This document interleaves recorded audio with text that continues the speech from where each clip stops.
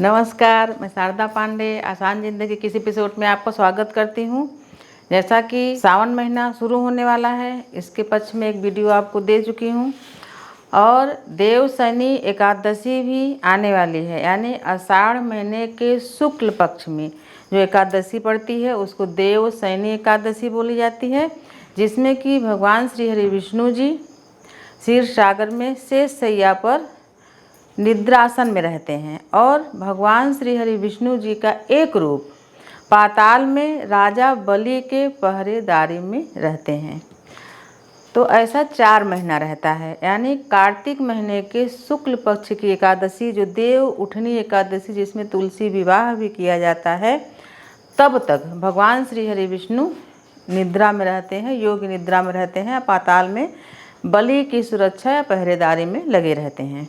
तो इन 4 महीनों में जो भी साधु संत या भक्त गृहस्थ जो भी हैं, वो विशेष नियमों का पालन करते हैं, देवी देवताओं की पूजा करते हैं, उनकी शक्ति बढ़ाने के लिए, अपनी आत्मरक्षा के लिए, अपनी जो भी संस्कृति है वो उस हिसाब से पूजा व्रत करते हैं। तो चातुर्मास यानी कि इसी एकादशी देव शनि एकादशी से चातुर्मास भी प्रारंभ हो जाता है, जो कि शुक्ल पक्ष जो कार्तिक महीने की एकादशी है तब तक चलता है। इसमें बहुत सारे नियम निभाए जाते हैं। थोड़ा बहुत मैं सावन की वीडियो में भी बताई हूँ। तो जो ये नियम निभाना, बहुत सारी बहनें कमेंट करती बोलती कि हम सावन महीने का जो पूरे सावन का है वो व्रत करना चाहती हूँ।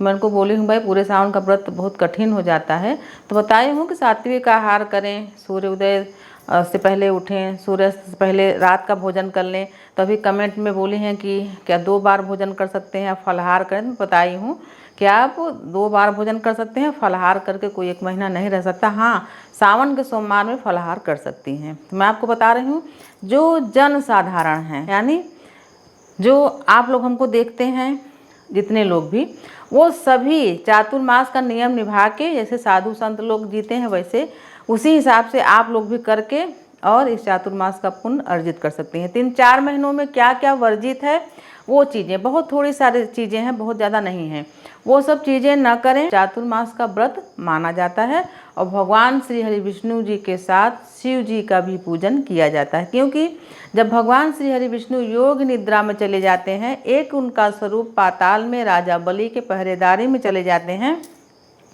तो इस अवस्था में भगवान भोलेनाथ सृष्टि का पूरी तरह से देखभाल करते हैं 4 महीनों। इसीलिए सावन विशेष भगवान कार्यभार संभालते हैं, तो विशेष पूजा पूरे सावन होता है। वैसे 4 महीने तक सृष्टि की देखभाल, ब्रह्मांड का जो भी देखभाल है वो भगवान शिव जी करते हैं। तो ऐसे में परहेज क्या क्या है ये एकादशी का, और जो घर गृहस्थ वाले जो भाई बहन हैं, पति पत्नी हैं, उनके लिए बताऊंगी कि चातुर्मास में किस तरह से आप व्रत कर सकते हैं। यानी ये कृष्ण पक्ष की 4 एकादशियों का, जो कि पद्म पुराण में लिखित आपको बताऊंगी कि कैसे घर गृहस्थ वाले इस 4 महीने की एकादशी जो कृष्ण पक्ष की है कैसे कर सकते हैं। सबसे पहले जैसे चातुर्मास शुरू होने वाला है तो इसमें क्या क्या नियम है। सबसे पहले सावन महीने का वीडियो भी दी हूँ कि सावन महीने में साग यानी पत्ते वाली सब्जियाँ, हरी सब्जियाँ निषिद्ध कर देना चाहिए, नहीं खाना चाहिए। भादव महीने में दही नहीं खाना चाहिए। क्वार महीने में दूध नहीं पीना चाहिए। अभी छोटे बच्चे हैं और दूध पी रहे हैं तो वो तो पिएंगे ही, लेकिन अधिक जो दूध पीते हैं वो 12 महीने में दूध नहीं पीना चाहिए। कार्तिक महीने में दालें यानी दाल नहीं खाना चाहिए। तो जैसे आदमी दाल खाता ही है, अरहर वगैरह की तो खाएगा ही, विशेषकर उड़द की नहीं खाना चाहिए। तो ऐसा पुराणों में है कि कार्तिक महीने में दाल नहीं खाना चाहिए, बैगन नहीं खाना चाहिए, तमाम चीज़ें हैं। उसी तरह से इन 4 महीनों में कांसे के पात्र में भोजन या जल भी ग्रहण नहीं करना चाहिए। यही सब नियम होता है, साधु संत निभाते हैं तो घर गृहस्थ वाले भी निभा सकते हैं, इसमें कोई बड़ी चीज़ें नहीं है। तो उसी प्रकार से जैसे कहा जाता है कि भूमि पर शयन करना, तो भूमि पर शयन करना जैसे आपके यहाँ अच्छा बंद कमरा हो, नीचे से कुछ जीव जंतु ना आए, अगर ऐसी व्यवस्था हो तो भूमि पर शयन कर सकते हैं, नहीं तो बाजोड़ तखत वगैरह पर भी सो सकते हैं। ऐसे ही चातुर्मास की जो व्यवस्था है साधु संत लोग ऐसा ही करते हैं। उसी तरीके से क्या करना चाहिए। जैसे कि ये चातुर्मास में विशेषकर ये जो सावन भादों जो वर्षा का ऋतु होता है, इसमें शरीर में तेल लगा के मालिश करवाते हैं। जैसे कि सरसों का तेल, जो भी तेल से मालिश करवाते हैं। शरीर को मालिश भी नहीं कराना चाहिए, किसी भी तरीके का मालिश नहीं कराना चाहिए तेल वगैरह से सावन में या चातुर्मास में। तो ऐसे कई चीजें हैं जो कि नहीं करनी चाहिए, निषिद्ध होती हैं। उसी तरीके से क्या करना चाहिए, तो जैसे कि आप जो भोजन करते हो वो किस पात्र में या किस पत्तल में करना चाहिए, ऐसा भी पद्म पुराण में उल्लेख है। तो पलाश की जो पत्ती होती है, जैसे आप देखे होंगे कहीं पहले एक राजा महाराजा क्या करते, सोने की थाली रहती थी, उसमें केला का पत्ती रख के उसमें भोजन करते थे। तो पलाश की जो पत्ती होती है ये अति शुभ और देवी देवताओं से संबंधित, चंद्रमा संबंधित है। तो पलाश की पत्ती या पत्तल मिले, पत्तल ना भी मिले तो काफ़ी बड़ी बड़ी पत्तियां रहती हैं, एक पत्ती रख लो थाली में तो बड़ी सी रहती है। पलाश की पत्ती में इस चातुर्मास में भोजन करना अति शुभ माना गया है।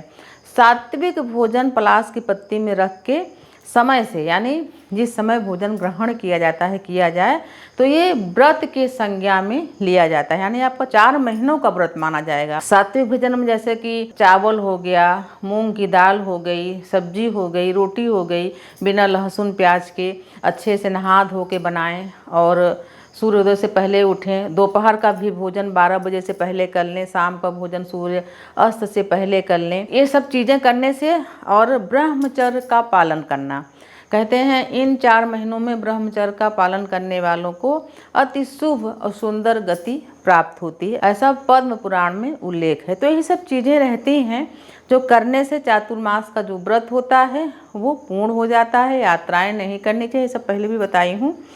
तो पलाश की पत्ती हर कोई को तो नहीं मिल पाएगा, जो दूर दराज शहरों में रहते हैं, गांव से दूर रहते हैं, जंगलों से दूर, उनको नहीं मिल पाता। लेकिन हम जहाँ हैं, हम लोग वहाँ उपलब्ध है। प्रयागराज में भी वहाँ पर उपलब्ध है पत्तियाँ, थोड़ी पहाड़ी इलाका में।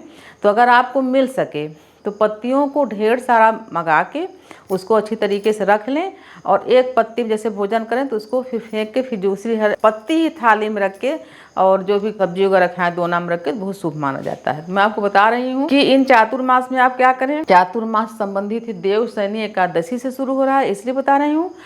और अब ध्यान से सुनो, सभी बहन और भाइयों के लिए, माताओं बेटियों के लिए बता रही हूँ जो ये पूछती हैं कि क्या वो एकादशी का व्रत करें। तो मैं वीडियो भी दी हूँ कि हाँ बिल्कुल कर सकती हैं एकादशी का व्रत।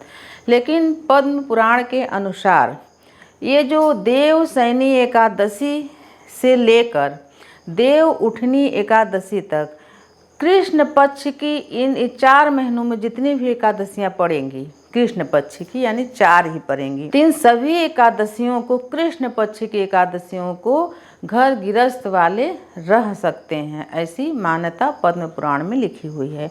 और इन 4 महीनों की एकादशियों के बाद, यानी कि इनमें शुक्ल पक्ष की एकादशी नहीं रहना है, कृष्ण पक्ष के रहना है, और बाकी महीनों में शुक्ल पक्ष की एकादशी भी रह सकते हैं, ऐसी मान्यता है। तो जो हमको सुन रहे हैं, देख रहे हैं, वो देवशयनी एकादशी से शुरू करके देव उठनी एकादशी तक जो भी कृष्ण पक्ष की एकादशी होंगी, आप सभी घर गृहस्थ वाले भी इस एकादशियों को कर सकते हैं। भगवान श्री हरि विष्णु जी का पूजन कमल चढ़ा के किया जाए तो काफ़ी शुभ माना जाता है।